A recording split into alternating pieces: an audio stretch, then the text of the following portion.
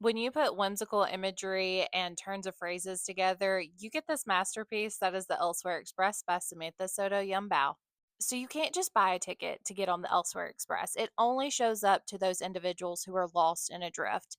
And when you step onto this train, you have a sense of peace, purpose, and belonging. And this story follows two characters. The first one is Raya. She is a musician who's dealing with the grief of her brother passing. And then the second passenger is Q. Now, Q is an artist who is losing his eyesight. And there's also like this malicious stowaway who's wreaking havoc, and it turns into this mystery, and so the plot twist. If you enjoy a character driven emotion story, this is definitely the one for you.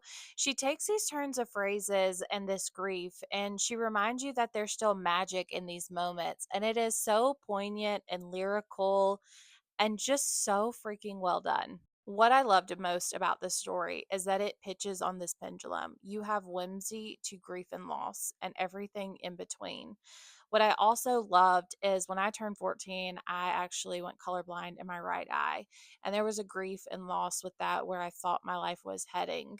And though I'm not an artist, to see Q enter this fantastical world who is dealing with an eye disorder and he have this experience, there's this connection to it. And I thought that there was so much care and attention to how she portrayed that through the book and his emotions. Hats off to the narrator of this story. I truly listened to it and I forgot at times it was a single narrator. Truly, I thought that there were multiple narrators. It's just the one.